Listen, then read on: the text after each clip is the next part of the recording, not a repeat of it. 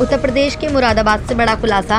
Pratap Singh Hindu girls inter college में काम कर रही प्रार्थी अध्यापिका अनीता देवी ने अब डीएम कार्यालय में प्रार्थना पत्र देकर पूरे मामले को और भी गरमा दिया है। दरअसल अनीता देवी का आरोप है कि कॉलेज के अधिकार नियंत्रक अभिषेक मिश्रा ने न सिर्फ छुट्टी और लीव के नाम पर बल्कि पिछले लंबे समय से स्टाफ के साथ अनुचित दबाव, अभद्र व्यवहार और यहां तक कि छेड़छाड़ तक की घटनाएं की हैं। बता दें कि इनका पिछला रिकॉर्ड भी यही कहता है कि अब तक महिलाओं के साथ छेड़छाड़, बदतमीजी और इसी तरीके की घटनाओं को अंजाम देते आए हैं। बताया जा रहा है कि मेडिकल लीव और सीसीएल के लिए 5,000 रुपये की डिमांड की जाती थी। छुट्टी न मिलने पर महिला स्टाफ से धमकी और बदसलूकी की जाती थी और कई मौकों पर महिला अध्यापिकाओं के साथ छेड़छाड़ और मानसिक प्रताड़ना तक की घटनाएं सामने आई हैं। लेकिन सबसे बड़ा सवाल यही है कि इतने गंभीर आरोपों के बावजूद अभिषेक मिश्रा पर अब तक कार्रवाई क्यों नहीं हुई। अनीता देवी का कहना है कि शिकायत दर्ज कराने के बाद अब उन पर लगातार धमकियां दी जा रही हैं। खुद जेडी महोदय के कार्यालय से फोन आ रहे हैं कि शिकायत क्यों की, अगर शिकायत वापस नहीं ली तो तुम्हें सस्पेंड कर दिया जाएगा। इसके अलावा अज्ञात नंबरों से भी लगातार धमकी भरे कॉल आ रहे हैं। अब सवाल ये उठता है कि क्या जेडी कार्यालय अध्यापिकाओं की सुरक्षा करने के बजाय भ्रष्टाचारियों और छेड़छाड़ करने वालों को बचाने में लगा है, क्योंकि बार बार शिकायत के बावजूद जेडी साहब ने अभिषेक मिश्रा पर कोई कार्रवाई नहीं की, बल्कि जेडी महोदय अभिषेक मिश्रा के रक्षक बनकर उनके गुनाहों पर पर्दा डालते रहे। आखिर कब होगा अभिषेक मिश्रा पर कड़ी कार्रवाई और कब तक महिला अध्यापिकाओं की आवाज इस तरह धमकियों के साए में दबा दी जाएगी? क्या शिक्षा विभाग में बैठे बड़े बड़े अधिकारी और जेडी महोदय खुद इस पूरे खेल में हिस्सेदार हैं या फिर अपनी पोस्टिंग बचाने के लिए सब कुछ अनदेखा कर रही हैं? वहीं इसी प्रकरण में अनीता देवी ने मीडिया को जानकारी देते हुए बताया कि आज मैं इस प्रकरण में डीएम साहब से मिलने आई थी और उन्हें इस पूरे प्रकरण से अवगत कराया है, जिसमें डीएम साहब ने जेडी महोदय से बात की और उन्होंने कहा कि 1-2 दिन में जांच आ जाएगी और उसके बाद साधिकार नियंत्रक अभिषेक मिश्रा को हटा दिया जाएगा। अनीता देवी ने कहा कि इसमें हम चाहते हैं कि इस तरीके का व्यक्ति हमारे गर्ल्स कॉलेज में ना रहे, क्योंकि वे कल को कोई भी बड़ी घटना को अंजाम दे सकता है। अनीता देवी ने आगे बताया कि कल उन्हें जेडी ऑफिस से धमकी आई है कि आप इस तरह करेंगे तो आपको सस्पेंड कर दिया जाएगा, टर्मिनेट भी कर दिया जाएगा। अनीता देवी ने कहा कि उन्हें डर है कि कल को उनके साथ कोई भी बड़ी घटना हो सकती है। वहीं इसी प्रकरण में जब मीडिया ने जेडी महोदय से बात की तो उन्होंने जानकारी देते हुए बताया कि एक शिकायत मेरे व्हाट्सएप पर भेजी गई थी, जिसमें अभिषेक मिश्रा पर अभद्र भाषा का प्रयोग करने की बात कही गई है, जिसमें मैंने गोपनीय तरीके से एडीएस को जांच करने के लिए कहा, लेकिन एडीएस ने जांच करने से इनकार कर दिया, जिसमें मेरे स्तर से इसमें एक ज्वाइंट कमेटी गठित की गई है, जिसमें जांच होगी और जांच में जो भी पाया जाएगा उसके अनुसार कार्रवाई की जाएगी। जेडी महोदय ने कहा कि कॉलेज में साधिकार नियंत्रक को आवश्यकता अनुसार ही जाना चाहिए, जब आवश्यकता ही नहीं है तब जाने की कोई आवश्यकता नहीं है, और यदि अभिषेक मिश्रा पर छेड़छाड़ी को लेकर आरोप लगे हैं तो उस पर भी जांच होकर उनके खिलाफ विधिक कार्रवाई की जाएगी। मुरादाबाद में उठी ये गुहार अब सीधे डीएम दफ्तर तक पहुंच चुकी है। अब देखना होगा कि प्रशासन इस भ्रष्टाचार, छेड़छाड़ और धमकी के गंदे गठजोड़ पर कब और कैसे एक्शन लेता है। मुरादाबाद से परवेज अंसारी की रिपोर्ट। छेड़छाड़ का मामला सामने है, जिसमें जांच टीम गठित की गई है, क्या पूरा मामला? नहीं, ऐसा छेड़छाड़ का कोई ऐसी शिकायत नहीं प्राप्त हुई है। एक शिकायत मेरे व्हाट्सएप पे भेजी गई थी, जिसमें अभिषेक मिश्रा पे अभद्र भाषा का प्रयोग करने की बात कही गई है।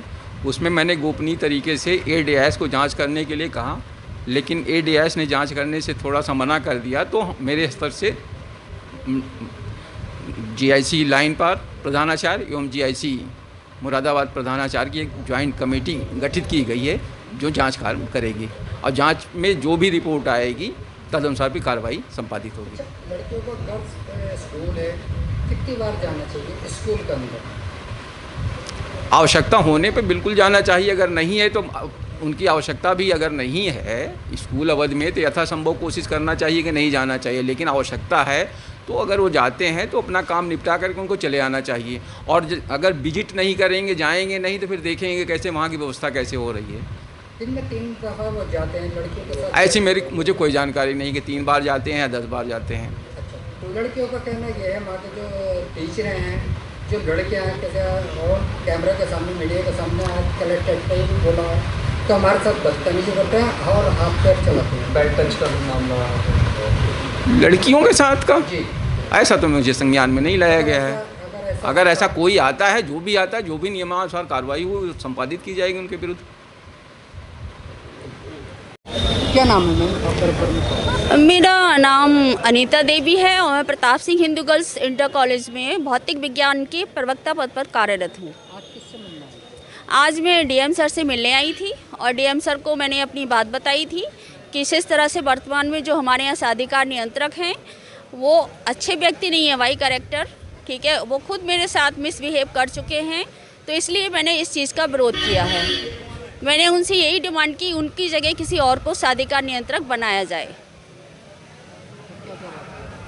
उन्होंने जेडी सर से बात की और जेडी सर ने शायद ये कहा है कि जहाँ 1-2 दिन में जांच आ जाएगी और उसके बाद उनको हटा दिया जाएगा, लेकिन जांच तो बहुत पहले हो चुकी है। श्री अभिषेक कुमार मिश्रा, ये बेगमपुर राजकीय हाई स्कूल के प्रधानाचार्य हैं।